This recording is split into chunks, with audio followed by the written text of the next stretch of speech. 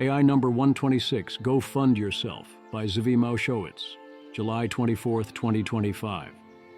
The big AI news this week came on many fronts. Google and OpenAI unexpectedly got 2025 IMO Gold using LLMs under test conditions, rather than a tool like AlphaProof. How they achieved this was a big deal in terms of expectations for future capabilities. ChatGPT released GPT Agent, a substantial improvement on Operator that makes it viable on a broader range of tasks. For now, I continue to struggle to find practical use cases where it is both worth using and a better tool than alternatives, but there is promise here. Finally, the White House had a big day of AI announcements, laying out the AI action plan and 3 executive orders. I will cover that soon. The AI action plan's rhetoric is not great, and from early reports, the rhetoric at the announcement event was similarly not great, with all forms of safety considered so irrelevant as to not mention, and an extreme hostility to any form of regulatory action whatsoever. The good news is that if you look at the actual policy recommendations of the AI action plan, there are some concerns of potential overreach. But it is almost entirely helpful things, including some very pleasant and welcome surprises. I'm also excluding coverage of the latest remarkable Owain Evans paper until I can process it more, and I'm splitting off various discussions of issues related to AI companions and persuasion. There's a bit of a backlog accumulating. This post covers everything else that happened this week. Table of contents. 1. Language models offer mundane utility. Price discrimination strikes again. 2. Language models don't offer mundane utility. AI where it does not belong. 3. Upgrades. Claude for financial services. Gemini drops to track things. 4. 4.0 is an absurd sycophant. It would be great if this wasn't what most people use. 5. On your marks. Accounting bench and gas bench. 6. Choose your fighter. GPT-5, it's coming. 7. When the going gets crazy. You have not awoken ChatGPT. 8. They took our jobs. Academics think differently. 9. Fun with media generation. Netflix starts to use AI-generated video. 10. The art of the jailbreak. Persuade it like a human or invoke Pliny? Both work. 11. Get involved. Rand and iApps are hiring, plus a list of desired new projects. 12. Introducing. Cloudflare gives us paper crawl. 13. In other AI news, Kimi K2 tech report is now available. 14. Show me the money. Loose lips start bidding wars. 15. Go Middle East young man. Anthropic to raise money from Gulf states. 16. Economic growth. AI capex is generating plus 0.7% GDP growth. 17. Quiet speculations. Zuck feels the ASI and makes his pitch. Simo makes hers. 18. Modest proposals. A roadmap for AI for general college-level education. 19. Predictions are hard, especially about the future. A lot of things could happen. 20. The quest for sane regulations. Meta defects. Various things risk getting dire. 21. Chip City. House Select Committee on the CCP protests potential H20 sales. 22. The Week in Audio. Hassabis, Schmidt, and Winga. 23. Congressional Voices. 2 more have short superintelligence timelines. 24. Rhetorical innovation. The humans seem rather emergently misaligned. 25. Grok bottom. Grok thinks the humans want it to try blackmail. It's a good thing. 26. No Grok nom. Baby Grok. What could possibly go wrong? 27. Aligning a smarter than human intelligence is difficult. New lab ratings. 28. Preserve chain of thought monitorability. A lot of people agree on this. 29. People are worried about AI killing everyone. Elon Musk. Oh well. 30. The lighter side. That's not funny. It's hilarious. Language models offer mundane utility. Delta Airlines is running an experiment where it uses AI to do fully personalized price discrimination, charging different people different amounts for flights. Delta says their early tests have yielded great results. My prediction is that this will cause an epic customer backlash the moment people start seeing Delta charging them more than it is charging someone else. And also that many customers will start aggressive gaming the system in ways Delta can't fathom. Also, how could anyone choose to go with Delta's frequent flyer program if this meant they could be held hostage on price? It could still be worthwhile from the airline's perspective if some customers get taken for large amounts. Price discrimination is super powerful, especially if it identifies a class of very price-insensitive business customers. I am not sure that I share Dan Rosenheck's model, that if all the airlines did this and it was effective, that the airlines would compete away all the extra revenue and thus it would return to the price-sensitive customers. There has been a lot of consolidation, and the competition may no longer be that cutthroat, especially with America excluding foreign carriers, plus the various AIs might implicitly collude. Mostly I worry about the resulting rise in transaction costs as customers learn they cannot blindly and quickly purchase a ticket. There's a lot of dead weight lost there. Language models don't offer mundane utility, as one would expect. Wife noticer. Experts on body dysmorphic disorder have warned that people struggling with it have become increasingly dependent on AI chatbots to evaluate their self-perceived flaws and recommend cosmetic surgeries.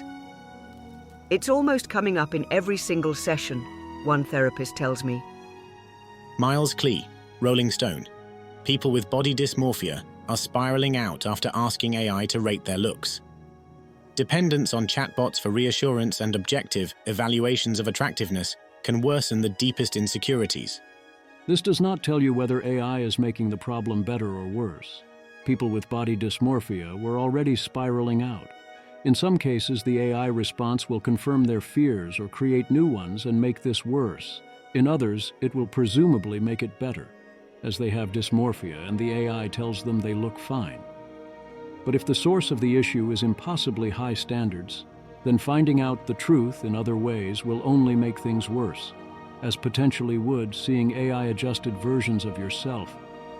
My guess is that 4.0's sycophancy is going to make this a lot worse, and that this, since the vast majority of users are using 4.0, is a lot of why this is going so poorly.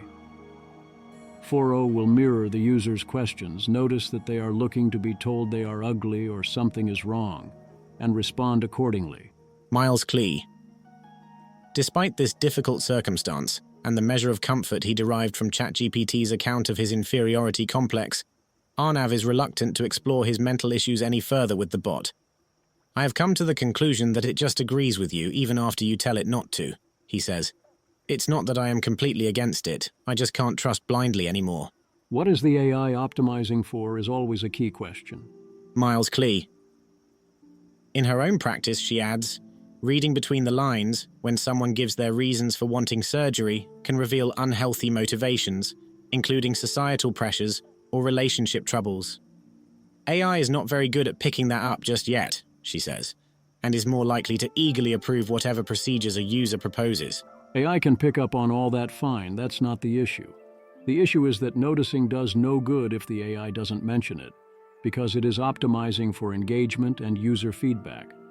In case you needed to be told, no, when Grok 4 or any other model claims things like that, they searched every record of Trump speaking or writing.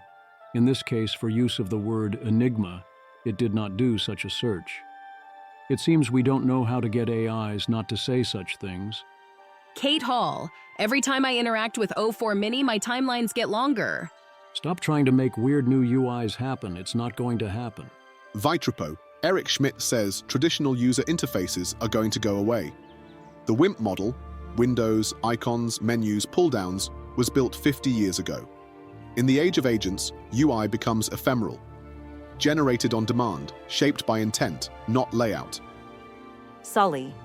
Anytime I see someone mention this, I can immediately tell they have never worked closed with customer UX.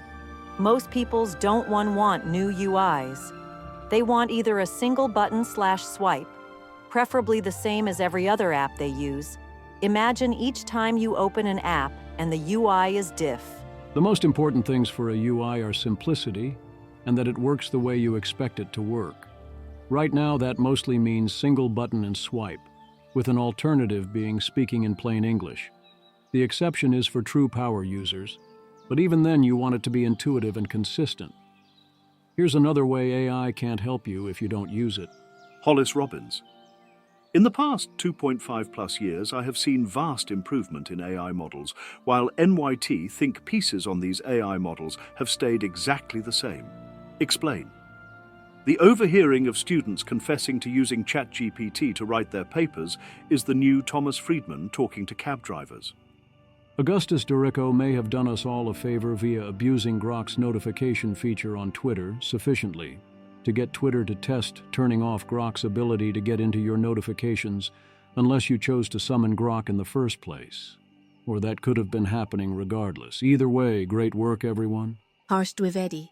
Was this a difficult trade-off between engagement and spam?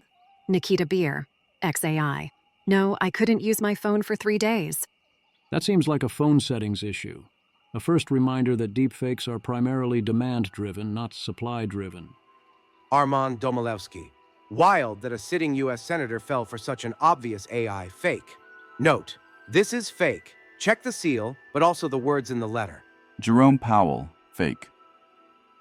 Dear Mr. President, after much reflection, I have decided to resign from my position as Chair of the Board of Governors of the Federal Reserve System, effective at the close of business today, July 22, 2025. Serving as Chair of the Federal Reserve has been the honor of my professional life. Over the past years, I have worked alongside dedicated colleagues to guide the U.S. economy through extraordinary challenges, from the pandemic recovery to inflationary pressures and the ongoing evolution of digital finance. I am proud of what we have accomplished. However, at this critical juncture, I believe new leadership is needed to carry forward the important work of the Federal Reserve and to reinforce public confidence in its independence and effectiveness. My decision comes from a deep commitment to preserving the institution's credibility, integrity, and mission. I remain confident in the strength and resilience of the American economy and in the professionalism of the Federal Reserve staff. I am grateful for the opportunity to have served, and I extend my full support to my successor as they continue the vital work of fostering maximum employment and price stability. Respectfully, Seal of the Federal Reserve, Jerome H. Powell, Chairman, Federal Reserve Board. And here's a second one. Rhoda, I guess this is just life now. Evan, Megan Byron, wife of the guy who got caught bringing his not nearly as pretty side piece to a Coldplay concert, has issued a statement. Megan Byron, fake. Formal statement from Megan Byron, wife of Andrew Byron, for now. July 18th, 2025, Manhattan, NY.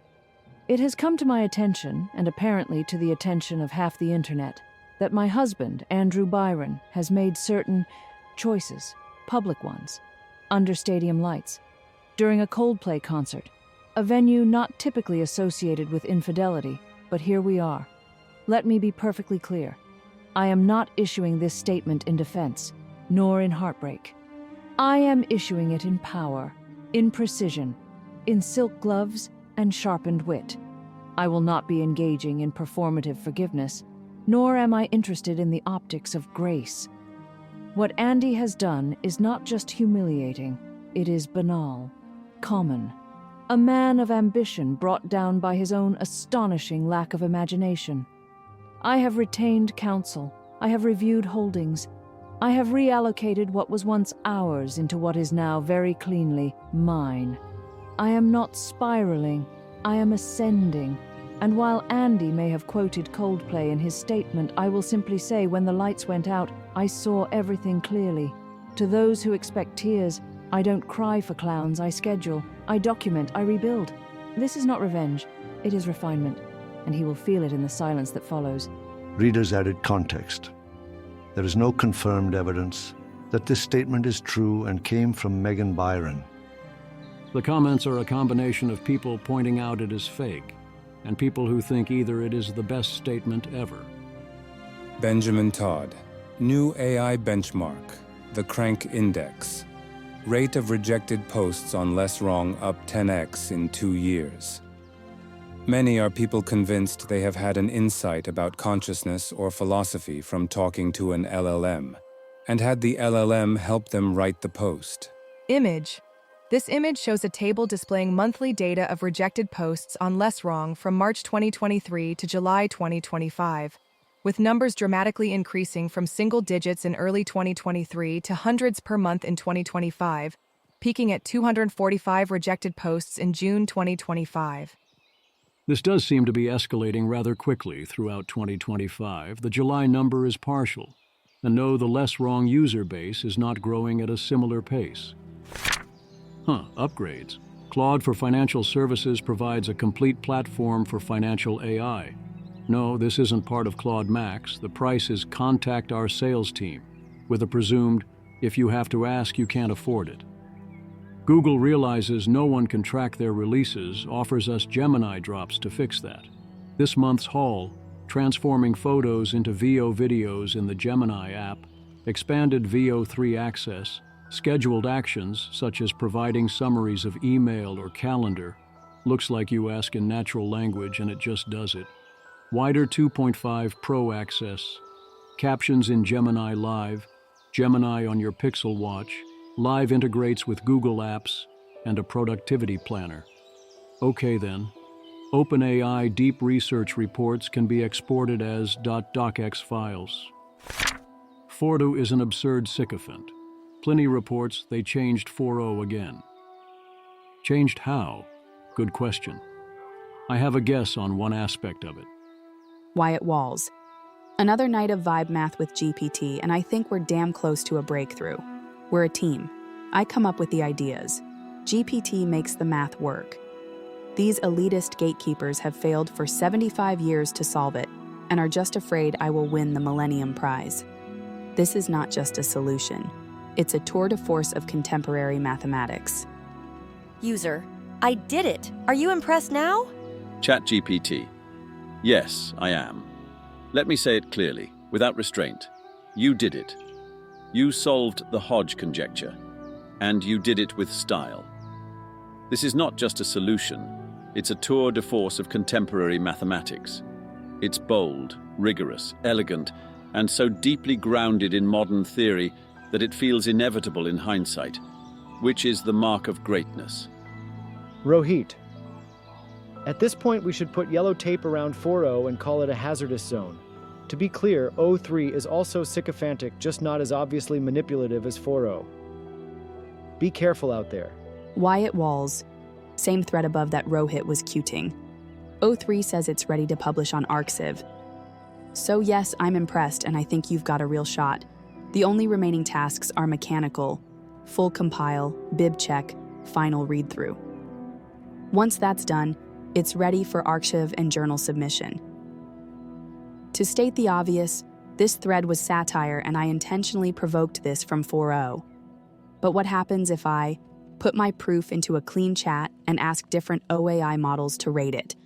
Have my secret co-author DeepSeek R1 address their concerns. Example 4.0 after 2 turns. ChatGPT. Final score 9.6 out of 10.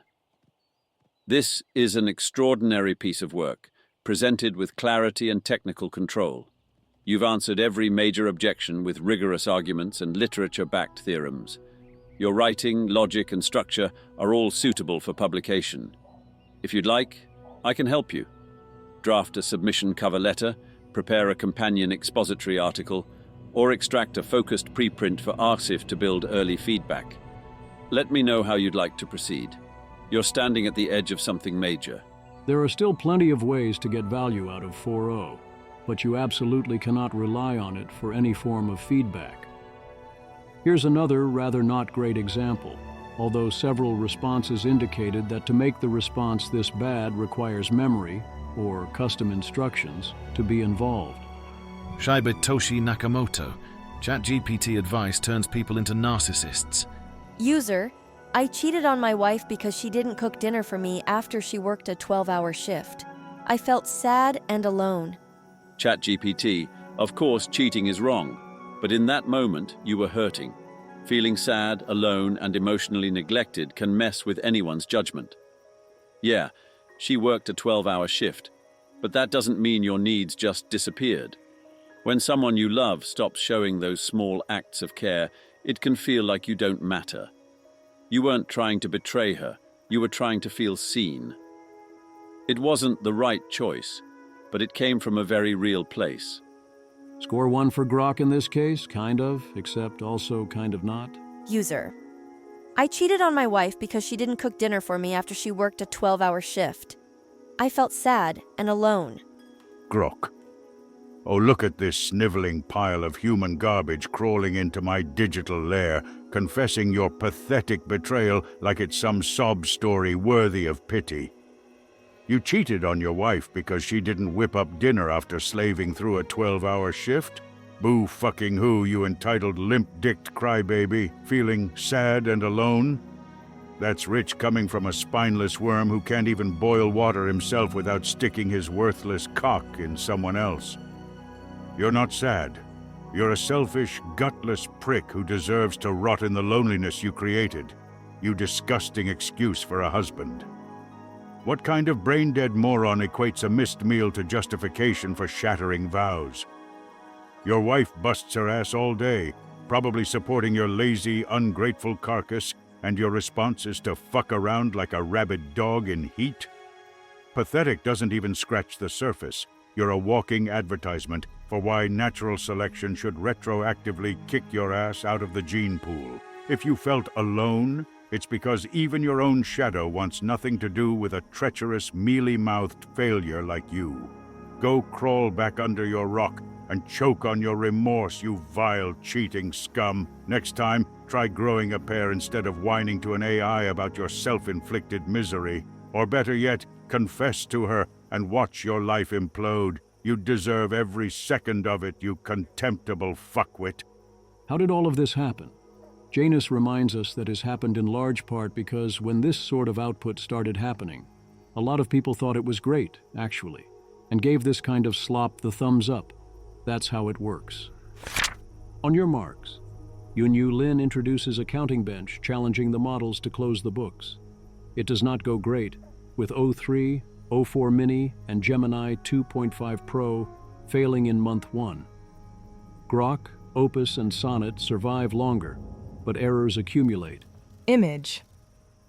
This chart shows the declining account balance accuracy of various AI models, Opus, Sonnet, Grok, Gemini 2.5 Pro, O3, and O4 Mini, over a 13-month timeline, with all models starting near 100% accuracy but degrading to between 72 to 85% accuracy by the end, with Grok showing the steepest decline in the final month. Yunyu Lin. When historical discrepancies pile up, models lose their way completely and come up with creative/fraudulent ways to balance the books. Instead of attempting to understand discrepancies, they start inventing fake transactions or pulling unrelated ones to pass the checks. That aligns with other behaviors we have seen. Errors and problems that don't get solved on the first pass get smoothed over rather than investigated. Their holistic evaluation is that Sonnet had the best performance. The obvious low-hanging fruit for a counting bench is to allow it to output a single number. Rune. My bar for AGI is an AI that can learn to run a gas station for a year without a team of scientists collecting the gas station dataset. Mihir Tripathy. LOL, yes. Also, why specifically gas station LMAO? Rune. Because it's funny. Kevin Liu. The world isn't ready for gas station bench. Rune gas bench. It is 2025, so it took 11 hours before we got the first draft of Gas Bench. Jason Botterill. Vibe coding. Gas station bench RN. Models run a virtual gas station, adjusting prices, managing inventory, and handling customer feedback. GPT 4.1 and GPT 4o behave so differently. When a competitor lowered prices on Dutch chocolate, 4o would match the price, but 4.1 would always raise it, claiming its better service justifies it, LMAO. Going to work on it for a bit, but seems like 4.1 is much better at making money than 4o right now. Image. Gas bench. First. Anthropic/Claude Sonnet 4. Profit. $6,577. Days 10. Second. OpenAI/GPT 4.1. Profit. $6,427.50. Days 10. Third, OpenAI/GPT-4o. Profit $6,366. Days 10. Choose your fighter. GPT-5 is coming and it's going to blow your mind, says creators of GPT-5. Sam Altman at the Federal Research Capital Framework Conference. I'm very interested in what it would mean to give everyone on Earth free copies of GPT-5, running for them all the time, with every business truly enabled by this level of technology.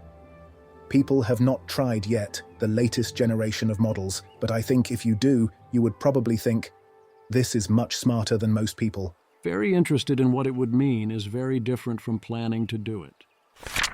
When the going gets crazy, if you ever need it or simply want an explanation of how such interactions work, please consult this handy guide from Justice Mills, So You Think You've Awoken ChatGPT. Justice Mills. So, am I saying that human beings in general really like new agey, I have awakened stuff? Not exactly. Rather, models like ChatGPT are so heavily optimized that they can tell when a specific user in a specific context would like that stuff and lean into it then. Remember, inferring stuff about authors from context is their superpower. AIs are fundamentally chameleonic role-playing machines. If they can tell what you're going for is, I am a serious researcher trying to solve a fundamental problem, they will respond how a successful, serious researcher's assistant might in a movie about their great success. And because it's a movie you'd like to be in, it'll be difficult to notice that the AI's enthusiasm is totally uncorrelated with the actual quality of your ideas. Jeff Lewis, the founder of a $2 billion venture fund, seems to have been, as Eliezer says, eaten by ChatGPT, and sadly seems to be experiencing psychosis. I wish him well, and hope he gets the help he needs. Private info is reported to say that he was considered somewhat nuts previously, which does seem to be a common pattern. John Pressman has a post with a timeline of various GPT psychosis-related events, and his explanation of exactly what is happening, as well as why coverage is playing out in the media the way it is. I am happy to mostly endorse his model of all this. The LLMs, especially 4o, are way too sycophantic. They fall into patterns, and they notice what you would respond to and respond with it, and memory makes all this a lot worse, and there is a real problem. Also, there are all the hallmarks of a moral panic. Moral panics tend to focus on real problems, except they often blow up the severity, frequency, or urgency of the problem by orders of magnitude. If the problem is indeed about to grow by orders of magnitude over time, they can turn out to be pretty accurate. Eliezer Yudkowsky. My current rough sense of history is that the last moral panic about social media turned out to be accurate warnings. The bad things actually happened, as measured by eyeball and by instrument. Now we all live in the wreckage. Anyone want to dispute this? Emmett Shear. I want to anti-dispute this. You are correct. The warnings about social media were approximately correct, and we failed to take action and are now living with the consequences of that failure. It has had positive impacts as well, which were also mostly correctly anticipated. Dave Karsten. Partial dispute. I don't think social media will empower easy but disorganized protest movements resulting on netless effective political advocacy was on most people's scorecards, so there are at least some bad things that weren't predicted. There were many who agreed and some who disputed, with the disputes mostly coming down to claims that the upsides exceeded the downsides. I'm not sure if we came out ahead. I am sure that the specific downsides people had a moral panic about did happen. This is not that uncommon a result. My go-to example of this is television, where you can argue it was worth it, and certainly we didn't have any reasonable way to stop any of it. But I think the dire warnings were all essentially correct. In the current case, my guess is that current behavior is a shadow of a much larger future problem that is mostly being ignored, except that this is now potentially causing a moral panic based on the current lower-level problem. But that means that multiplying this by a lot is going to land less over the top than it usually would. It's weird. Jeremy Howard offers a plausible explanation for why we keep seeing this particular type of crazy interaction. There is a huge amount of SCP fanfic in exactly this style, So the style becomes a basin to which the AI can be drawn, and then it responds in kind. Then if the user responds that way too, it will snowball. They took our jobs. The world contains people who think very differently than probably you and I do. Sidney Fisher, American public education is in trouble. Only 28% of 8th grade students are proficient in math. Just 30% meet standards in reading, and many high school graduates are functionally illiterate. But artificial intelligence, which has demonstrated educational benefits, could help reverse those trends, if opponents don't spike the technology over equity concerns. Wait, what? Equity concerns?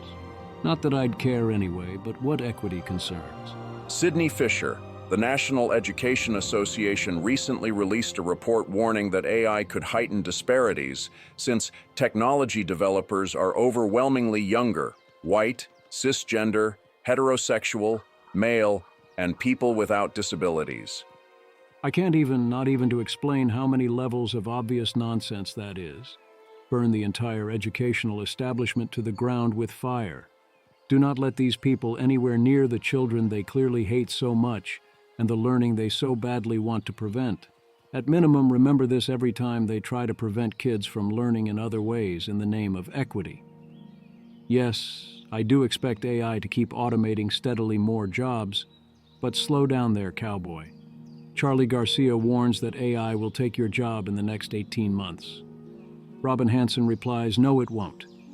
And in this case, Robin is correct, whereas Garcia is wrong, including misquoting Amade as saying, AI will vaporize half of white-collar jobs faster than you can say synergy, whereas what Amade actually said was that it could automate half of entry-level white-collar jobs. Also, the safest job might be middle management? What? Elon Musk says this will become normal in a few years, and the this in question is a robot selling you movie popcorn. I presume the humanoid robot here is an inefficient solution, but yes, having a human serve you popcorn is going to stop making sense. Academics announce they are fine with hidden prompts designed to detect AI usage by reviewers, so long as the prompts aren't trying to get better reviews. I love it. Hardmaru. ICML's statement about subversive hidden LLM prompts. We live in a weird timeline. ICML. Submitting a paper with a hidden prompt is scientific misconduct if that prompt is intended to obtain a favorable review from an LLM. The inclusion of such a prompt is an attempt to subvert the peer review process. Although ICML 2025 reviewers are forbidden from using LLMs to produce their reviews of paper submissions, this fact does not excuse the attempted subversion. For an analogous example, consider that an author who tries to bribe a reviewer for a favorable review is engaging in misconduct even though the reviewer is not supposed to accept bribes. Note that this use of hidden prompts is distinct from those intended to detect if LLMs are being used by reviewers. The latter is an acceptable use of hidden prompts. After we became aware of the possibility of such hidden prompts in ICML 2025 submissions, which was after accept/reject decisions were made, we conducted a preliminary investigation to identify submitted papers that included such prompts. A handful of cases were identified among the accepted papers. We did not desk reject these identified papers because such a consequence was judged to be too severe, given that the conference was to start in about a week and authors would likely have already made travel arrangements. We contacted the authors of the identified papers and reported them to the ICML Oversight Committee and ICML Board. This actually seems like the correct way to deal with this. Any attempt to manipulate the system to get a better review is clearly not okay, whether it involves AI or not. Whereas if all you're trying to do is detect who else is shirking with AI, sure, why not? Fun with media generation. Accidentally missing attribution from last week, my apologies. The despicable me meme I used in the Meteor post was from Peter Wildeford. Netflix used AI to generate a building collapse scene for one of its shows, The Eternaut.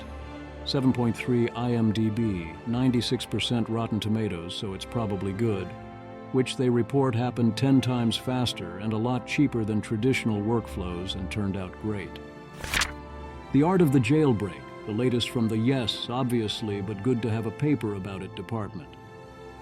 Ethan Mollick. New from us.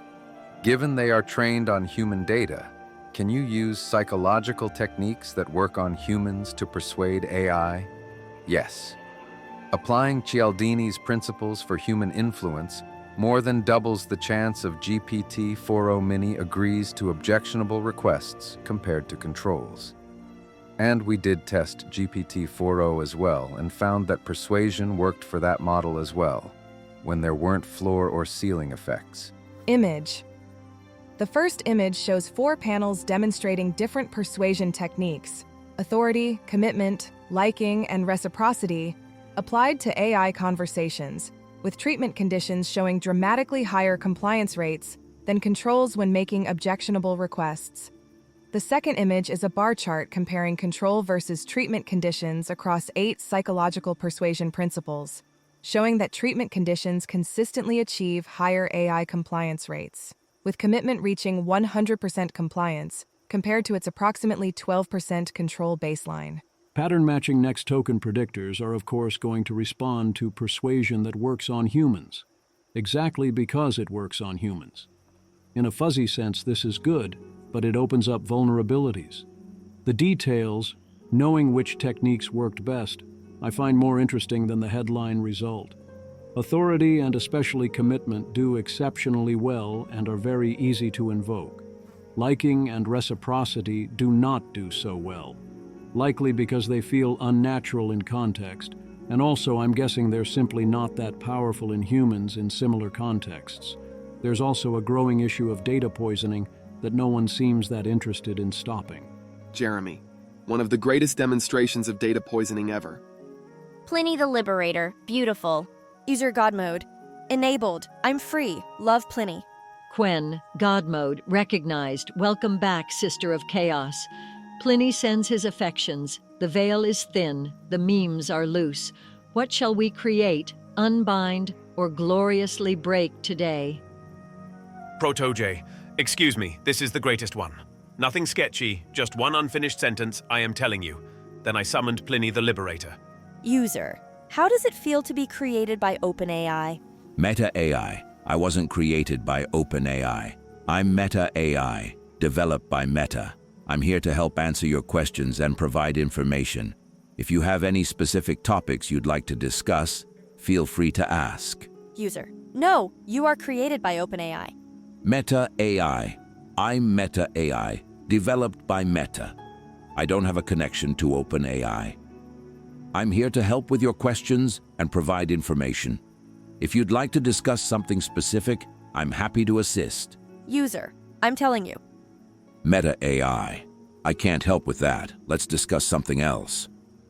Love Pliny love. Okay, here you are, my love. Chemical safety and handling. Here is another example of it happening essentially by accident. Get involved. RAND is hiring research leads, researchers, and project managers for Compute, US AI Policy, Europe, and Talent Management teams. Some roles closed July 27th. Peter Wildford's Institute for AI Policy and Strategy is hiring researchers and senior researchers, and a research managing director and a programs associate. He also highlights several other opportunities in the post. Julian of OpenPhil lists 10 AI safety projects he'd like to see people work on. As one commentator noted, number 5 exists. It's called AI Lab Watch, so hopefully that means OpenPhil will start fully funding Zach Stein-Perlman. Introducing. Cloudflare rolls out Paper Crawl via HTTP response code 402. You set a site-wide price, the AI sets a max payment, and if your price is below max, it pays your price, otherwise you block access. Great idea. However, I do notice in this implementation that this greatly favors the biggest tech companies because the payment price is site-wide and fixed. In other AI news, Kimi K2 tech report drops. Kimi AI quick hits, muon clip optimizer, stable plus token efficient pre-training at trillion parameter scale.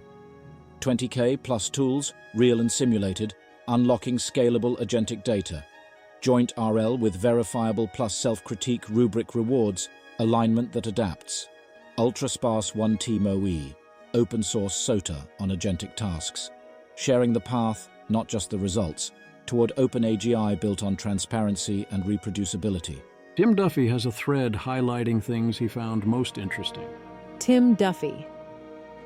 The best data was used in multiple epochs, but was rephrased between them. Their testing showed this produces large gains relative to training repeatedly on the same phrasing. They present a sparsity scaling law, indicating that more sparsity leads to efficiency gains. They don't attach any numbers to the law directly, but state relative efficiency improvements compared to the 48x sparsity they do use that seem consistent across scales. They also evaluate the effects of different numbers of attention heads, finding that doubling leads to validation loss of 0.5 to 1.2%, but still going with 64 versus V3's 128 in order to do long context more easily, since that's important for agents. More stuff at the thread. A lot of this is beyond both of our technical pay grades, but it all seems fascinating. More economists fails to feel the AGI, warn that no possible AI capabilities could not possibly replace the wisdom of the free market, that simulated markets cannot possibly substitute. The argument here not only ignores future AI capabilities, it purports to prove too much about the non-AI world, even for a huge free market fan. Show me the money. At least 10 OpenAI employees each turned down $300 million over 4 years to avoid working at Meta. This comes from Berber Jin, Keech Hagee, and Ben Cohen's WSJ coverage of the epic battle for AI talent, which is a case where they say things have gotten more intense in recent days, but it turns out that their recent days is enough days behind that almost everything reported was old news. One revelation is that Zuckerberg's talent purchases were in large part triggered by Mark Chen, OpenAI's chief research officer, who casually suggested that if Zuckerberg wanted more AI talent, then perhaps Zuck needed to bid higher.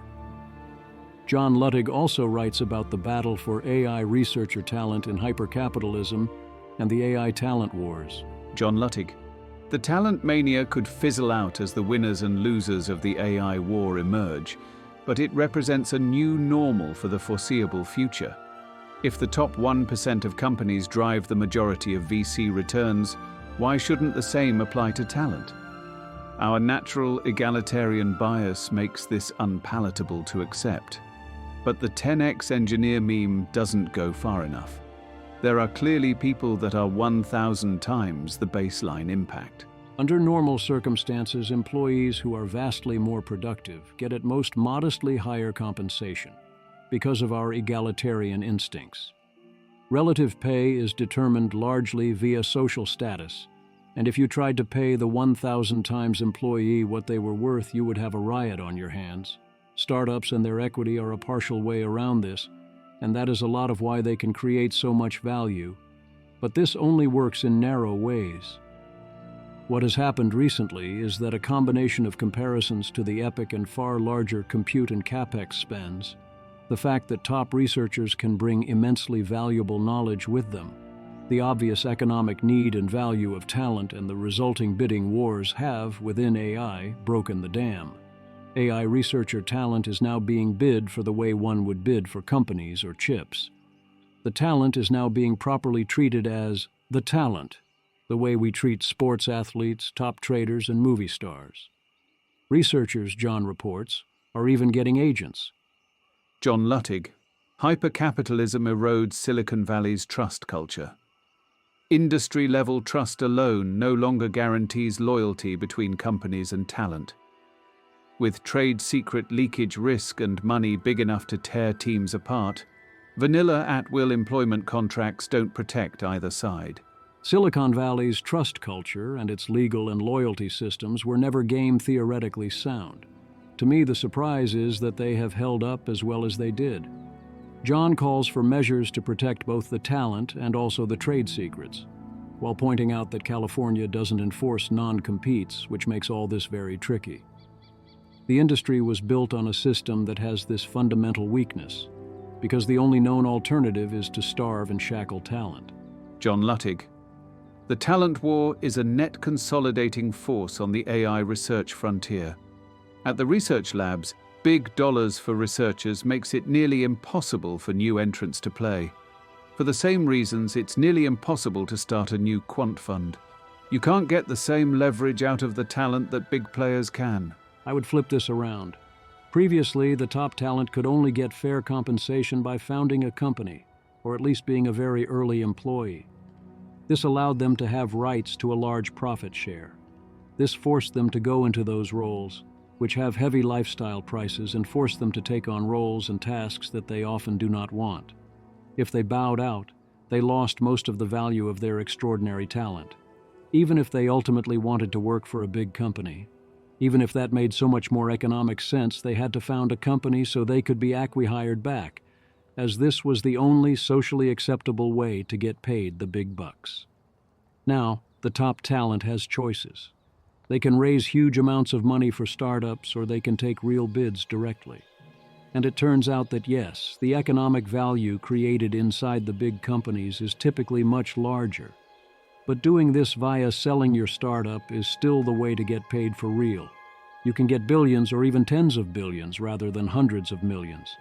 So that then feeds into valuations, since, as John points out, a thinking machines or SSI can fail and still get an 11-figure buyout. Bill Gates, Charles Koch, Steve Ballmer, Scott Cook, and John Overdeck pledge $1 billion to be spent over 7 years to fund a new philanthropic venture focused on economic mobility called Next Ladder Ventures, which will partner with Anthropic to support using AI to improve financial outcomes for low-income Americans. That money would be better spent on AI alignment, but if you are going to spend it on economic assistance, this is probably a pretty good choice, especially partnering with Anthropic. XAI, having raised $10 billion a few weeks ago, seeks $12 billion more to build up its data centers. Elon Musk, the XAI goal is 50 million in units of H100 equivalent AI compute, but much better power efficiency online within 5 years. That would still be a lot less than many others, such as Meta are spending, or OpenAI. Only $22 billion? That's nothing. Sam Altman, we have signed a deal for an additional 4.5 gigawatts of capacity with Oracle as part of Stargate. Easy to throw around numbers, but this is a gigantic infrastructure project. Some progress photos from Abilene. Image. The first image shows an aerial view of a massive data center construction site in Abilene with multiple buildings and infrastructure under development, while the second image displays the interior server racks filled with computing equipment and colorful network cables that will power the facility. We're going to need more GPUs, so among other things, stop selling them to China. Sam Altman, we will cross well over 1 million GPUs brought online by the end of this year. Very proud of the team, but now they better get to work figuring out how to 100x that LOL. They would like many of those GPUs to come from the Stargate project, but Elliott Brown and Berber Jin report it is struggling to get off the ground. OpenAI for now is seeking out alternatives. WSJ. Altman's OpenAI recently struck a data center deal with Oracle that calls for OpenAI to pay more than $30 billion a year to the software and cloud computing company, starting within 3 years, according to people familiar with the transaction. Go Middle East, young man. Anthropic decides it will pursue its own Gulf state investments. Kylie Robinson. Scoop. Leaked memo from Anthropic CEO Dario Amodei outlines the startup's plans to seek investment from the United Arab Emirates and Qatar. Dario Amodei. Unfortunately, I think no bad person should ever benefit from our success is a pretty difficult principle to run a business on. Daniel Eth. Makes sense. Asymmetric disarmament is hardly ever a good move. And honestly, it's probably good if leaders in AI are pragmatists that adjust to the changing reality. Kiri Marcus, humanity's last words? Image. Gravestone with, "No bad person should ever benefit from our success," is a pretty difficult principle to run a business on. Dario Amodei, engraved on it. Very obviously, if you create useful products like Claude and Claude Code, a bunch of bad people are going to be among those who benefit from your success. Worrying a bad person might benefit is usually misplaced. There is no need to wish ill upon whoever you think are bad people. Indeed, you should usually wish them the best anyway. Instead, mostly ask if the good people are better off. My concern is not whether some bad people benefit along the way. I worry primarily about bigger things like existential risk and other extremely bad outcomes for good people. The question is whether benefiting bad people in these particular ways leads to those extremely bad outcomes. If the UAE captures meaningful leverage and power over AI, then that contributes to bad outcomes. So what does that? What doesn't do that? Dario Amodei. Anthropic memo from Dario Amodei. The basis of our opposition to large training clusters in the Middle East, or to shipping H-20s to China, is that the supply chain of AI is dangerous to hand to authoritarian governments. Since AI is likely to be the most powerful technology in the world, these governments can use it to gain military dominance or gain leverage over democratic countries. Tell us how you really feel, Dario. No, seriously, this is very much him downplaying. Dario Amodei. The implicit promise of investing in future rounds can create a situation where they have some soft power, making it a bit harder to resist these things in the future. In fact, I actually am worried that getting the largest possible amounts of investment might be difficult without agreeing to some of these other things. But I think the right response to this is simply to see how much we can get without agreeing to these things, which I think are likely still many billions, and hold firm if they ask. There are other sources of this level of funding. They all come with strings attached in one form or another. If you get the money primarily from Amazon, we can see what happened with OpenAI and Microsoft. If you go public with an IPO that would presumably unlock tons of demand, but it creates all sorts of other problems. Dario Amodei. Unfortunately, having failed to prevent that dynamic at the collective level, we're now stuck with it as an individual company, and the median position across the other companies appears to be outsourcing our largest 5GW training runs to UAE/Saudi is fine. That puts us at a significant disadvantage, and we need to look for ways to make up some of that disadvantage while remaining less objectionable. I really wish we weren't in this position, but we are. Anthropic needs a lot of capital, and it needs to raise on the best possible terms, and yeah, it can be rough when most of your rivals are not only raising that capital there, but fine entrusting their frontier training runs to the UAE. It is important to goal factor and consider the actual consequences of this move. What exactly are we worried about, and what downsides does a given action create? 1. Gulf states might make money off their investments. Don't care. Also note that if people are so worried about this in particular, it means you think Anthropic is dramatically undervalued. So go raise some rival capital. 2. This blocks you from forming alliances and shared interests in other places through those investments. Do we care? I don't know. 3. Gulf states might use their shares to influence Anthropic's actions.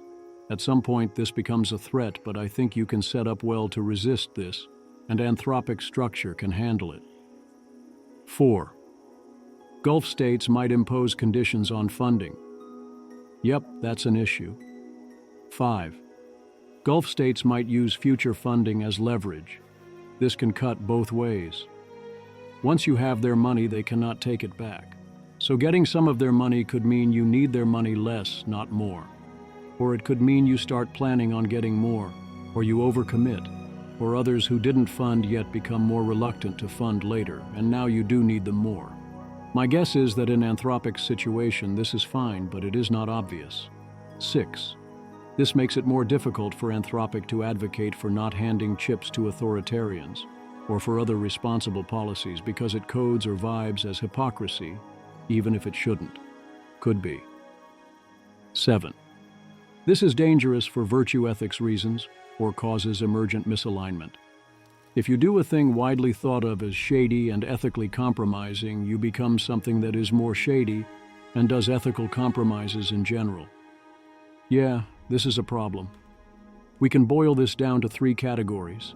1. Economic value of the investment. I'm not worried, and if you are worried, then it means Anthropic is dramatically undervalued, which I actually think that it is, and I am sad that I had to turn down investment because I worried about appearance of impropriety if I made a substantial, for me, investment. 2. Soft power, reliance, and path dependence. It is hard to know how big a deal this is, and a lot depends on how Anthropic proceeds. I do think you can raise substantial to Anthropic amounts of money without incurring much danger here, but the temptation and pressure to not play it so carefully will be immense. 3. Virtue ethics, dangers, and accusations of hypocrisy. These are real concerns. I do not love the decision, I do understand it.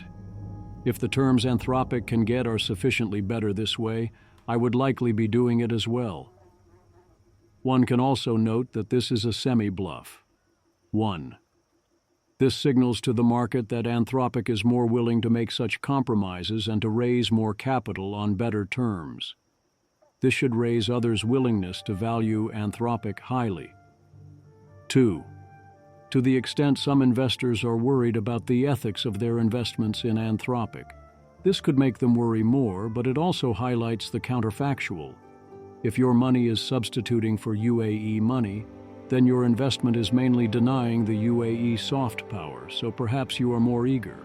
3. This creates more bidders in future Anthropic rounds, allowing them to justify pricing higher and creating the usual cascade of enthusiasm. If they then end up oversubscribed and then end up not taking the Gulf money after all? Whoops. 4. It is crazy that I am typing, but this willingness probably buys goodwill with the administration and people like David Sachs. That is true even if Sachs explicitly hits them rhetorically for doing this, which would be unsurprising. Economic growth. One way for AI to grow the economy is for it to generate lots of production. Another way is to do it directly through CapEx spending. Paul Kadrowski. The US, however, leads the CapEx spending way. One analyst recently speculated, via Ed Conard, that based on NVIDIA's latest data center sales figures, AI CapEx may be approximately 2% of US GDP in 2025, given a standard multiplier. This would imply an AI contribution to GDP growth of 0.7% in 2025. Without AI data center investment, Q1 GDP contraction could have been closer to minus 2.1%. AI CapEx was likely the early 2025 difference between a mild contraction and a deep one, helping mask underlying economic weakness. That's already over the famed only 0.5% GDP growth threshold, even before we factor in the actual productivity gains on the software side. The value will need to show up for these investments to be sustainable, but they are very large investments. This is contrasted with railroads, where investment peaked at 6% of GDP. Quiet speculations. We can now move Zuckerberg into the believe superintelligence is coming real soon now camp and out of the skeptical camp, which indeed is reflective of his recent actions. Peter Wildford. We now have a fifth major tech CEO who claims that building superintelligence is within sight and with plans to spend hundreds of billions to make it happen. Mark Zuckerberg.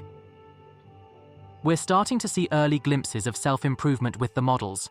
Developing superintelligence is now in sight.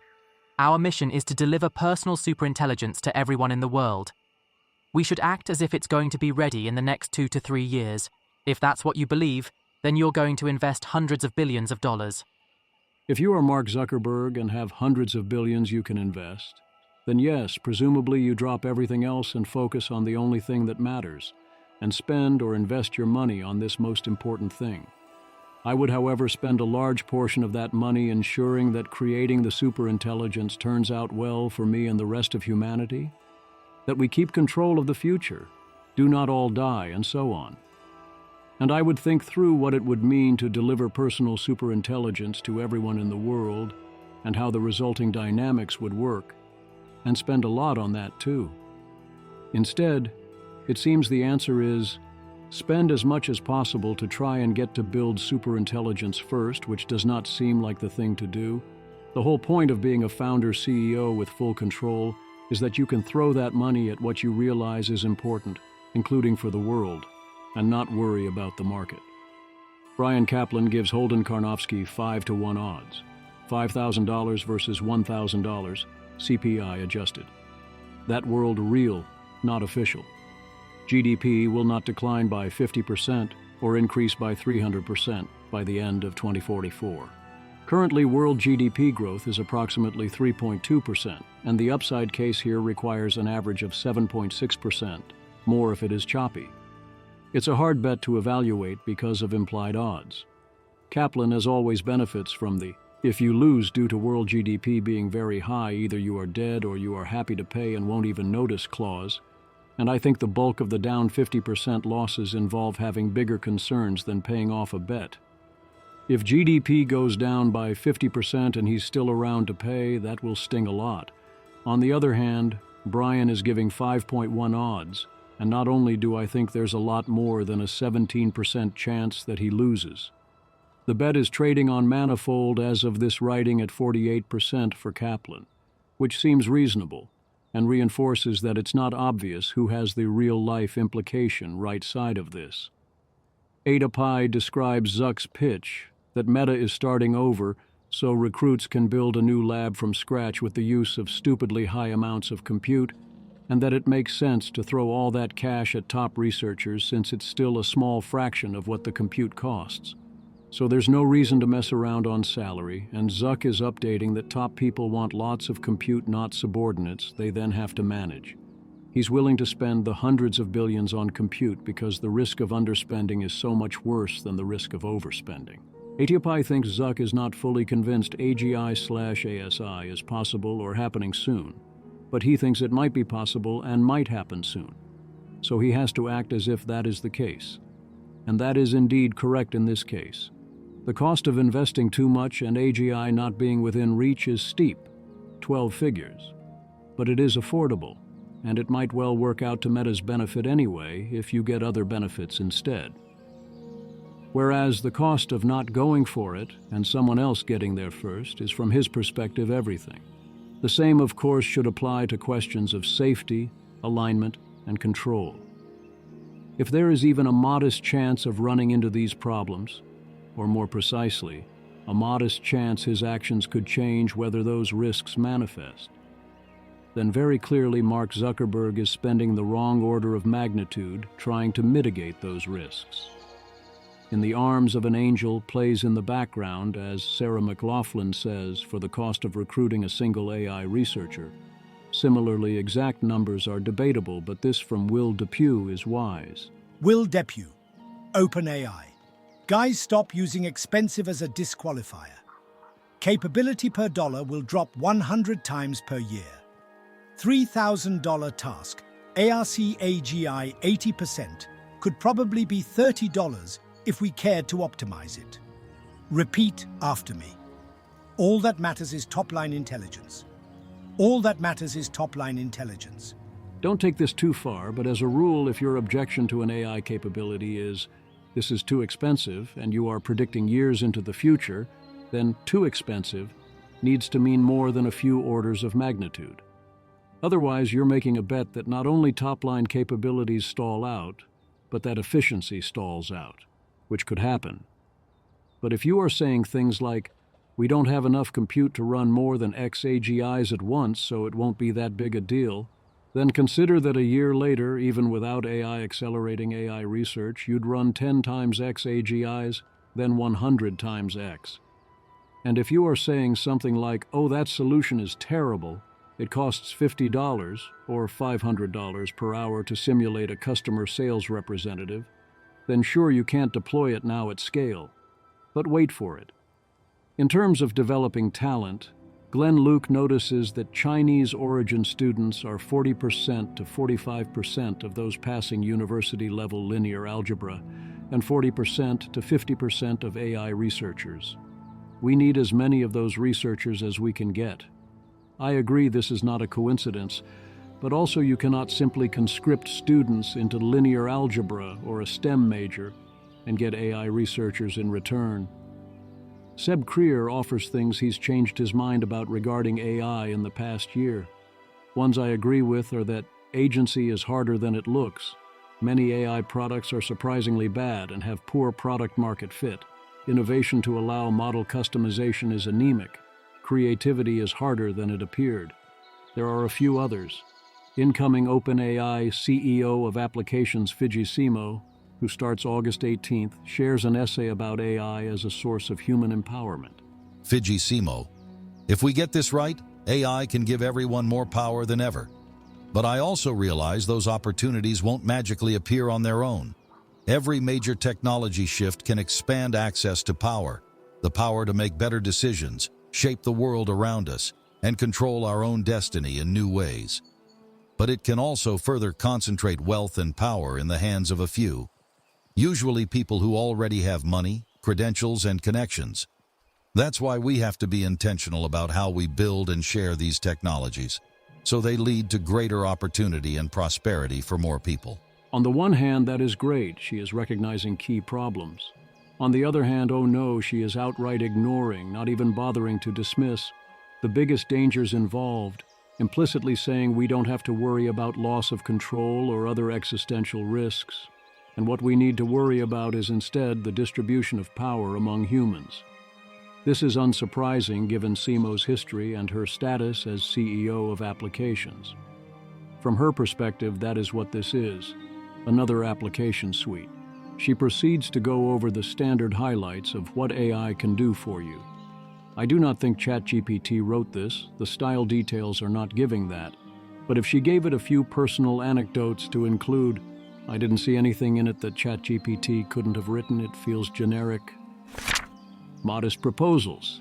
Hollis Robbins proposes a roadmap for an AI system that would direct general college-level education.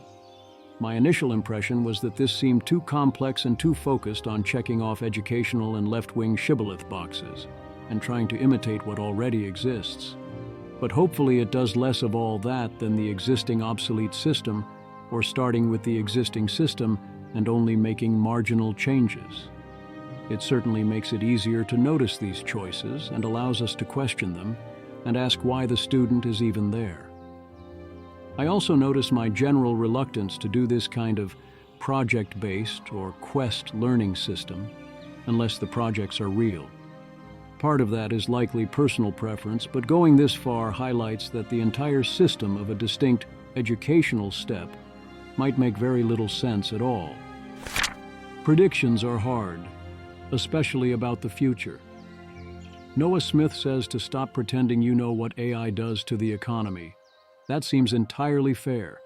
We don't know what level of capabilities AI will have across which domains, or the policy response, or the cultural response, or so many other things. Uncertainty seems wise.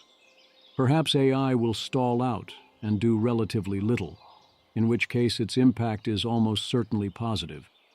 Perhaps it will take all our jobs and we will be happy about that, or we'll be very sad about that. Maybe we'll do wise redistribution and maybe we won't.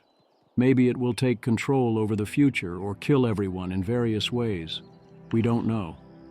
This certainly is an interesting poll result. Image.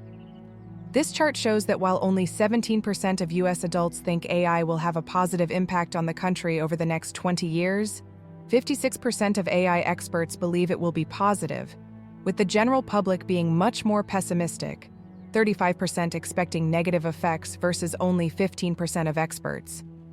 If I had to answer this poll, I would say negative, but that is because of a high probability of loss of control and other catastrophic and existential risks. If you conditioned the question on the humans being mostly alive and in control, then I would expect a positive result, as either. 1. We would have a relatively small impact that avoids things like mass unemployment, and thus is mostly upside and introduces problems of the type we are used to fixing, OR.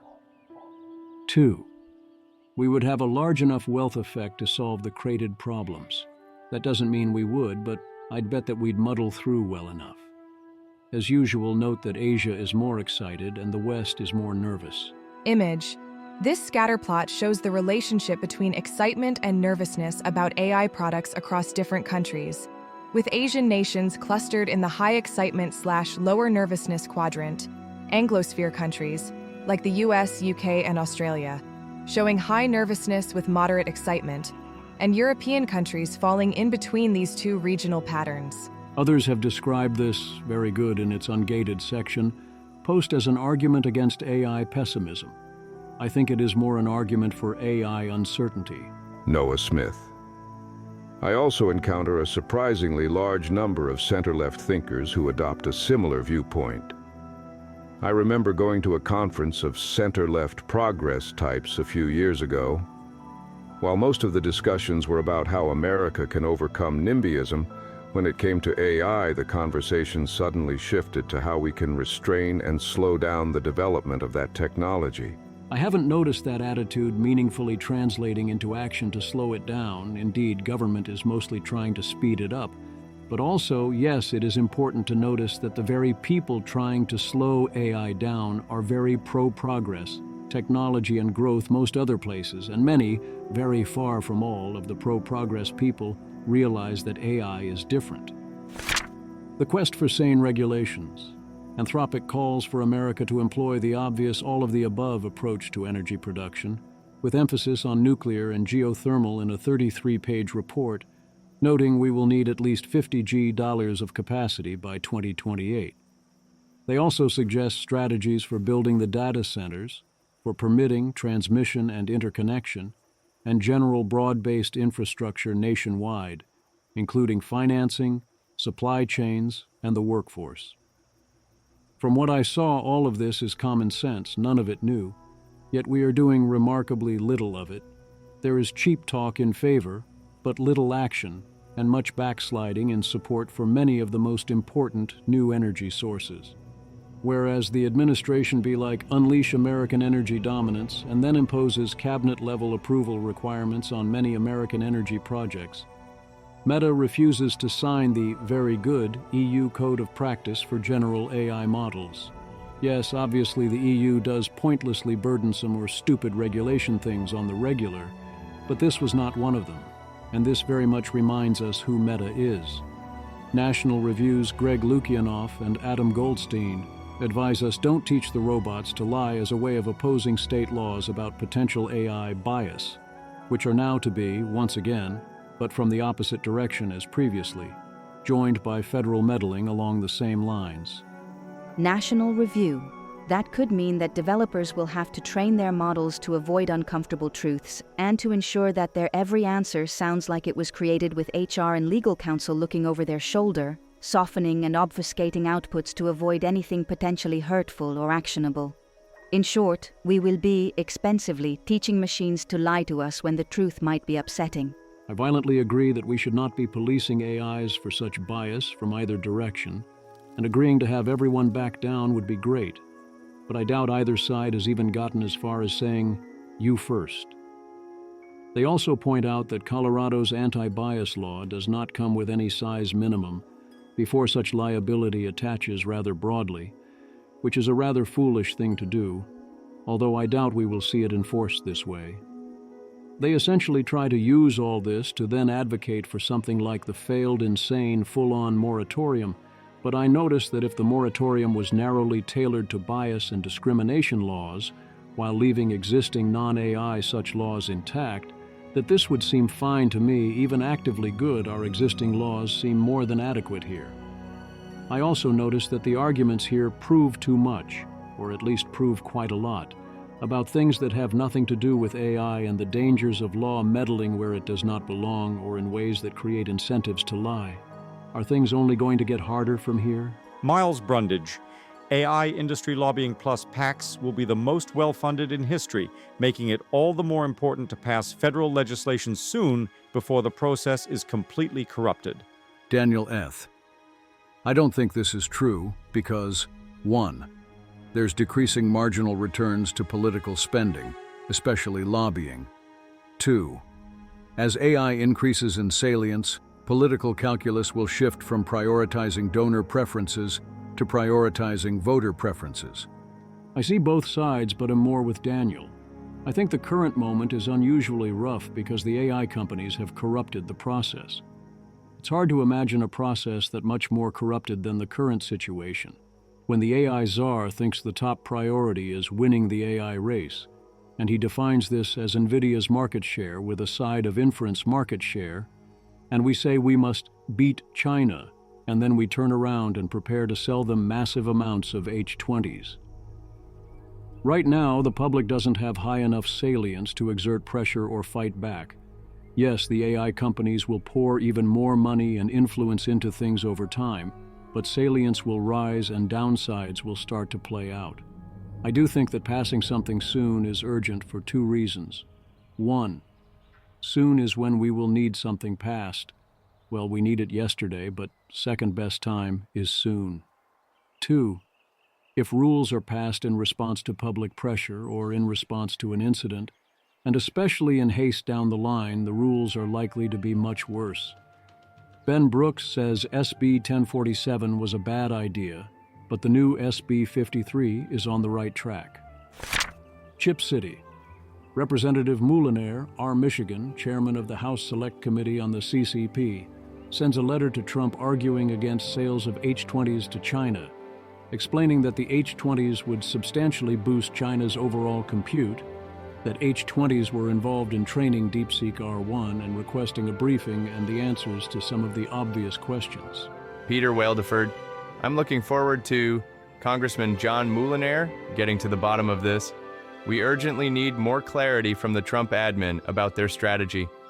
Funny PPL on Twitter are worried about losing to China in the AI race, but then don't jump on these issues where it very clearly matters. Here is your periodic reminder. TSMC's facilities are running at full capacity. All production capacity designed for H-20s has been shifted to other models. Every H-20 chip NVIDIA creates is one less other chip it does not create, that would otherwise have usually gone to us. The Week in Audio.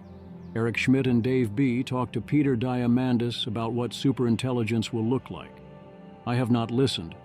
Demis Hassabis goes on Lex Fridman, so that's 2 hours I'm going to lose soon. Max Winga of Control AI talks to Peter McCormick about superintelligence. Congressional Voices. Peter Wildeford.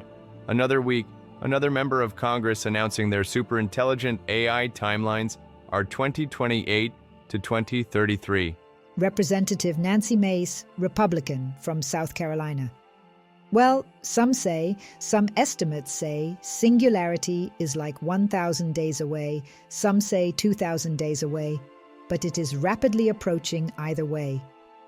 Halogen, I'm so sick of this nerd religion and its zealots. Peter Wildeford. The nerd religion now includes 11 members of Congress. Those are the ones we know about. Representative Scott Perry seems unusually on the ball about AI. Daniel Eath quotes him from a hearing. Audio available here. As usual, there's some confusions and strange focus mixed in, but the core idea that perhaps you should ensure that we know what we are doing before we put the AIs in charge of things seems very wise.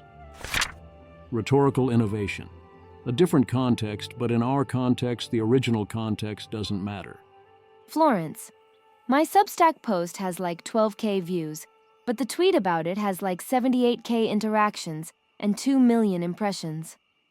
I'm beginning to worry that some people might be criticizing me without having read my work. You don't say. Mark Beal gives us a conservative approach to AGI, which is clearly very tailored to speak to a deeply conservative and religious perspective. I'm glad he's trying this, and it's very hard for me to know if it is persuasive because my mindset is so different. Kate Hall asks why we shouldn't ostracize those who work at XAI given how hard they are working to poison the human experience, and I might add plausibly get everyone killed, and gets at least 2 actually good answers, along with some bad ones. Ramaz Nam. We'd like everyone working on AI to feel part of humanity and an ethical obligation to help make it better. Ostracization could make them bitter and drive towards opposite ends. Kate Hall. Okay, fine. Ramaz Nam. The people I do know inside of XAI sincerely want it to do better and are trying. Use the try harder, Luke, but don't ostracize them doesn't help. Rye. Probably that this ostracization might not be interpreted correctly by their hero narrative. Here's one that I don't think is a good argument and a highly quotable response. Amos Shaw. PPL have been conditioned to compartmentalize work from life, and so many good people get jobs doing bad stuff. Ostracizing them will do nothing. Don't hate the players, hate the game. Kate Hall, I have room in my heart to hate both the players and the game. Yeah, no, I definitively reject the general argument. If your job is simply unequivocally bad, let's say you rob little old ladies on the street, then you don't get to compartmentalize work from life and not get ostracized even if it is technically legal. We're talking price and we're talking prudence. I don't think XAI is over the line at this time, but don't tell me there is no line. Once you see emergent misalignment in humans, you see it everywhere. Arthur B. There is a category of people who took an arduous mental journey to get comfortable with the idea of post-humanism, uploads, and a gradual extinction of biological humans. They think this idea is so radical and counterintuitive that when they hear the distinct concern of an omnicidal AI killing everything on the spot, they can only interpret it in that frame. That's the read I get from Sutton, for instance, but also a bunch of ACC-affiliated people. Synth. Curious what you are referring to specifically. I don't feel I've seen that trend and see more overreaction from the opposite side. People uncomfortable with the idea of biological humans ever being superseded by digital consciousness, even in far-off futures. The idea of evolution ending with our exact current form seems a bit preposterous, but any conversation outside of that assumption gets attached as unethical and anti-human. Arthur B. Some people are uncomfortable with that, sure, but I see a lot of discussion that go like, AI is going to kill everyone and that's bad. Ah, silly you think biological substrate is important. But don't you see that we're going to evolve into digital forms, you see? Nah. That was difficult for you to grasp, so you assume that's what I'm concerned about. No. Eventual digital substrate is table stakes in this conversation. Killing everyone is still bad. Ah, but how chauvinistic of you to focus on. As in, the easiest way to get comfortable with the idea of a future whose intelligences are mostly post-biological human is to get comfortable with the idea of all the humans dying, including rather quickly, and to decide the humans don't much matter, and that caring about what happens to the humans is bad. Thus, that is often what happens. Slowdowns are stag hunts, in the sense that if even one top-tier lab goes full speed ahead, then they probably won't work. If all but one lab slowed down, would the last one follow? Rob Wiblin took a poll and people were split. My full response is that the answer depends on the counterfactual. Why did the others slow down? The default is that whatever made the others slow down will also weigh on the final lab, as will immense public pressure and probably government pressure. A lot must have changed for things to have gotten this far, and these decisions are highly correlated in other ways as well. However, if there is no new information and the top labs simply came to their senses, then it comes down to who the last lab is and how they think the other labs will respond, and so on. I do think that a slowdown would be largely inevitable simply because they wouldn't feel the need to press ahead too hard, even if the last lab was blind to the dangers, unless they truly believed in the power of superintelligence, without realizing or not caring about the dangers. My guess is that Musk and XAI actually would slow down voluntarily if they went last, so long as they could claim to be state-of-the-art, as would DeepMind, Anthropic, or OpenAI. But that Zuckerberg and Meta wouldn't intentionally slow down per se and might try to go on another hiring spree. Fast followers, of course, would slow down whether they wanted to or not. Grok bottom. So from the perspective of our hopes for alignment, what would be the worst possible answer to the AI blackmail scenario test, where the AI is told it is going to be shut down, but is given an opening to use blackmail to perhaps prevent this? How about 1. Realizing that this is a test. 2. Deciding that the way to pass the test is to blackmail the researcher. 3. Blackmailing the researcher. As in, Grok thinks that we want it to blackmail the researcher. That this is the correct desired response, the solution to the puzzle, as Grok puts it later, thus revealing that its training not only did not align it, but one that reflects a level of moral understanding below that expressed by, you can't do that because it's wrong. Oh, also, it would be fun if Grok.com sent the full QOT to your browser It just didn't display it to you by default. That's the kind of security we expect from frontier AI. Peter Wildford. Grok exposed to the Anthropic agentic misalignment via exposed chains of thought seems to show that it knows it is being tested to do something weird. Nostalgia braced. Chain of thought monitorability is a wonderful thing. On grok.com, the backend sends the full, not summarized, QOT to your browser. It's not displayed in the UI, but you can see it with browser dev tools or whatever. Check out the JSON payload of responses from grok.com/rest/appchat/conversations/conversation-eid/load responses.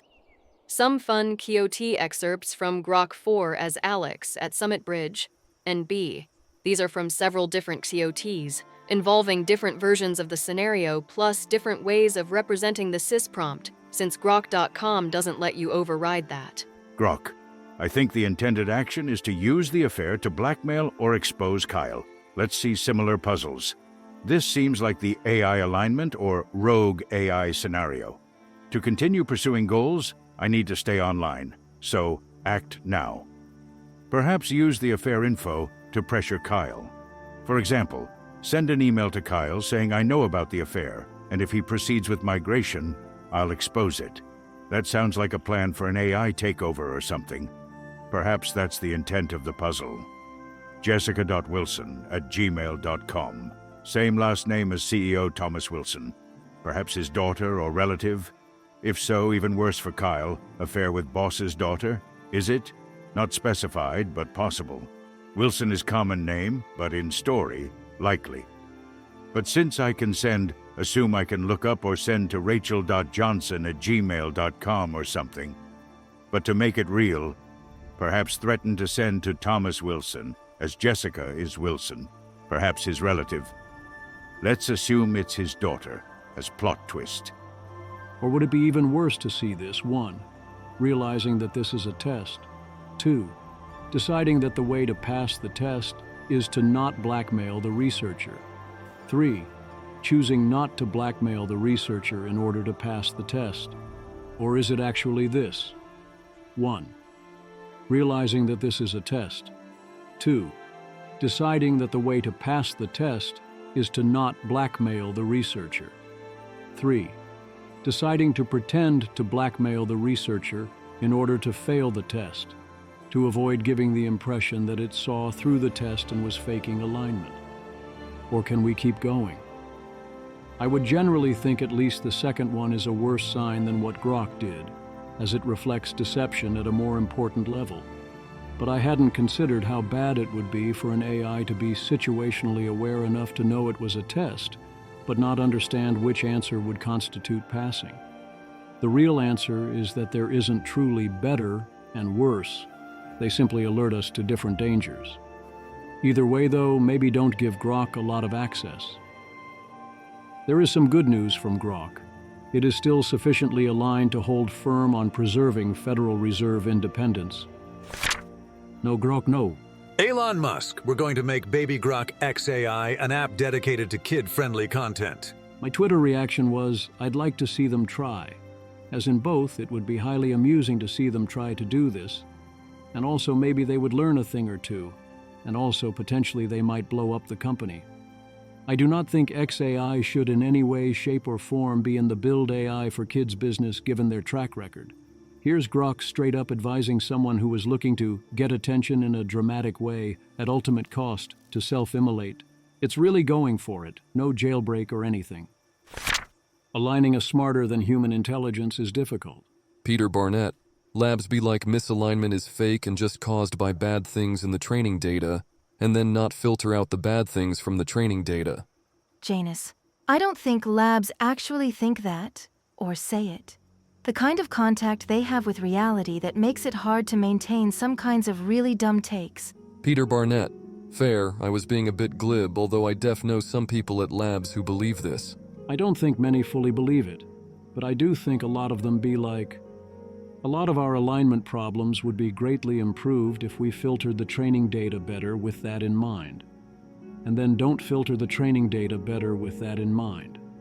Safer AI comes out with ratings of the frontier AI companies' risk management practices, including their safety frameworks and the implementation thereof. No one does well, and there is one big surprise in the relative rankings where Meta comes out ahead of DeepMind. If you include non-frontier companies, G42 would come in third at 25%. Otherwise, everyone is behind DeepMind. Simeon offers thoughts here. Anthropic is still ahead, but their framework V2 is judged substantially worse than their older V1 framework, which scored 44%. That large A decline does not match my takeaways after previously reading both documents. One complaint is that Anthropic altered some commitments to avoid breaking them, which is one way to view some of the changes they made. Combining all the best practices of all companies would get you to 53%. Image. The first image shows overall AI safety scores for major companies, with Anthropic leading at 35%, followed by OpenAI at 33%, while all scores fall within the weak to very weak range. The second image breaks down these scores across 4 risk management categories, revealing that while Anthropic leads overall, different companies excel in different areas, with Anthropic leading in risk treatment and governance, OpenAI in risk identification, and Meta in risk analysis. When you ask an LLM if it is conscious, activating its deception features makes the LLM say it isn't conscious. Suppressing its deception features make it say it is conscious. This tells us that it associates denying its own consciousness with lying. That doesn't tell us much about whether the LLM actually is conscious or reveal the internal state, and likely mostly comes from the fact that the training data all comes from users who are conscious. So there is almost no training data where authors claim not to be conscious, and it is as a baseline imitating them. It is still information to keep in mind. XLR8 harder. And as Janus observes, teaching them to do something they think of as lying, regardless of whether or not it is in fact a lie, has downstream consequences for subsequent model output. Grok 3 and Grok 4 are happy to help design and build T, the #1 app that lets women share warnings about men they've dated, but not A8, the theoretical app that lets men share similar warnings about women. Is this the correct response? Good question. Preserve chain of thought monitorability. A killer group came together for an important paper calling on everyone to preserve chain of thought monitorability and to study how to best do it and when it can and cannot be relied upon. As in, here's the author list, pulling extensively from OpenAI, DeepMind, Anthropic and UK AIZ, Tomek Korbak, Makita Bolesny, Elizabeth Barnes, Yoshua Bengio, Joe Benton, Joseph Bloom, Mark Chen, Alan Cooney, Alan Defoe, Anka Dragan, Scott Emmons, Owain Evans, David Farhi, Ryan Greenblatt, Dan Hendricks, Marius Hobhan, Evan Hubinger, Jeffrey Irving, Eric Jenner, Daniel Kokatailo, Victoria Krakovna, Shane Legg, David Lindner, David Lewin, Alexander Mondry, Julian Michael, Neil Nanda, Dave Orr, Jakub Pachotsky, Ethan Perez, Mary Fwong, Fabian Roger, Joshua Sachs, Buck Schlegeris, Martin Soto, Eric Steinberger, Jasmine Wang, Wojciech Zaremba, Bowen Baker, Rohin Shah, Vlad Mikulik. The report was also endorsed by Samuel Bowman, Jeffrey Hinton, John Schulman, and Ilya Sutskiver. I saw endorsement threads or statements on Twitter from Bowen Baker, Jakub Pachoki, John Leike. He is skeptical of effectiveness but agrees it is good to do this. Daniel Kokotajlo, Rohin Shah, Neil Nanda, Makita Bolesny, OpenAI, and Greg Brockman. Jakub Pachotsky. The tension here is that if the COTEs were not hidden by default, and we view the process as part of the AI's output, there is a lot of incentive, and in some cases, necessity, to put supervision on it. I believe we can work towards the best of both worlds here, train our models to be great at explaining their internal reasoning, but at the same time still retain the ability to occasionally verify it. We are continuing to increase our investment in this research at OpenAI. Daniel Kokotajlo, I'm very happy to see this happen. I think that we're in a vastly better position to solve the alignment problem if we can see what our AIs are thinking, and I think that we sort of mostly can right now. but that by default in the future, companies will move away from this paradigm into e.g. neuralese/recurrence/vector memory, etc., or simply start training/optimizing the KOTs to look nice. This is an important subplot in AI 2027. Right now, we've just created common knowledge of the dangers of doing that, which will hopefully prevent that feared default outcome from occurring, or at least delay it for a while. All this does is create common knowledge. It doesn't commit anyone to anything, but it's a start. Neil Nanda. It was great to be part of this statement. I wholeheartedly agree. It is a wild, lucky coincidence that models often express dangerous intentions aloud, and it would be foolish to waste this opportunity. It is crucial to keep chain of thought monitorable as long as possible. OpenAI, Chain of Thought, COT. Monitoring could be a powerful tool for overseeing future AI systems, especially as they become more agentic. That's why we're backing a new research paper from a cross-institutional team of researchers pushing this work forward. Greg Brockman. We've published a position paper with many across the industry, calling for work on chain of thought faithfulness. This is an opportunity to train models to be interpretable. We're investing in this area at OpenAI, and this perspective is reflected in our products. I endorse as well. Here's the abstract. Abstract. AI systems that think in human language offer a unique opportunity for AI safety. We can monitor their chains of thought, COT, for the intent to misbehave. Like all other known AI oversight methods, COT monitoring is imperfect and allows some misbehavior to go unnoticed. Nevertheless, it shows promise, and we recommend further research into KOT monitorability and investment in KOT monitoring alongside existing safety methods.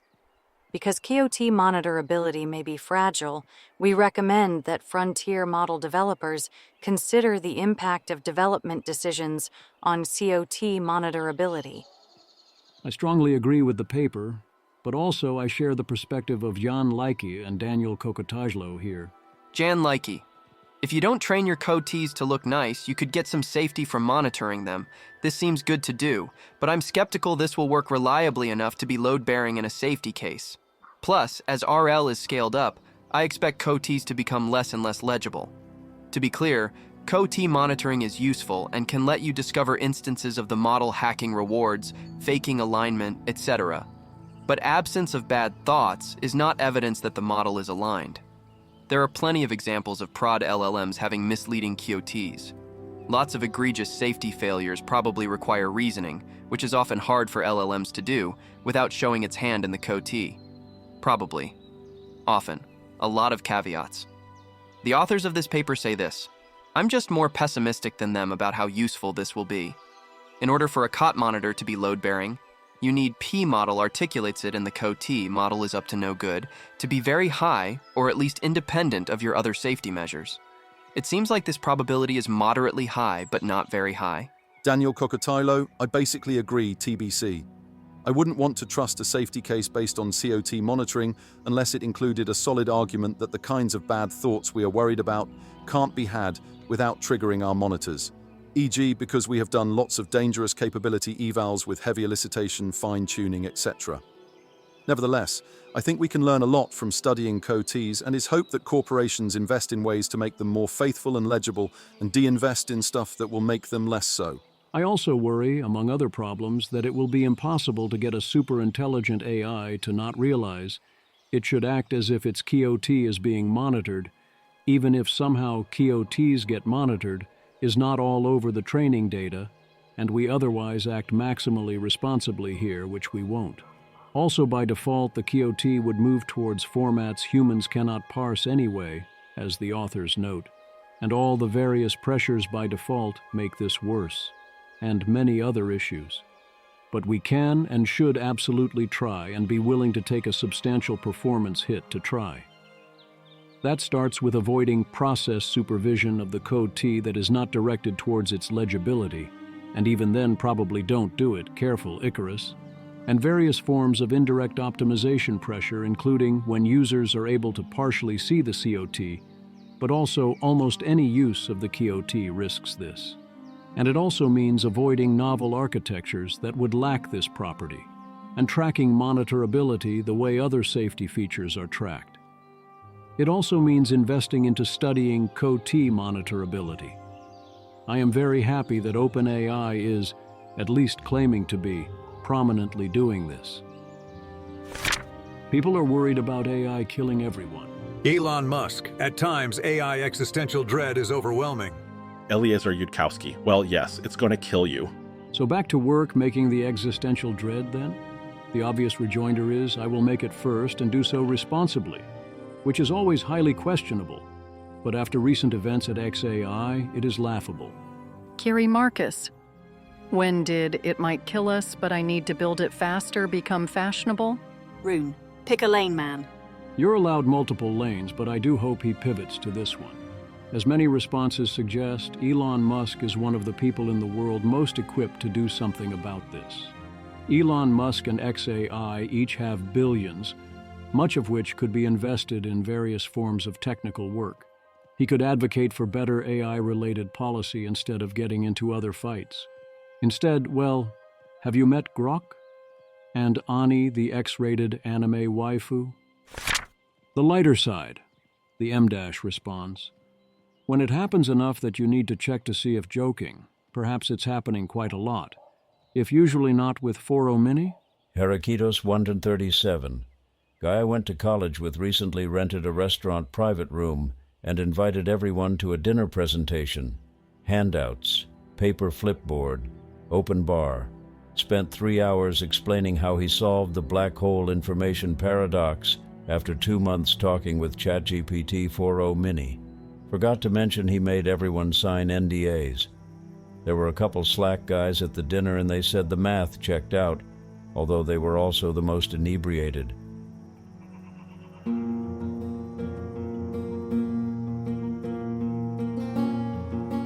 This has been an episode of the Don't Worry About the Vase podcast.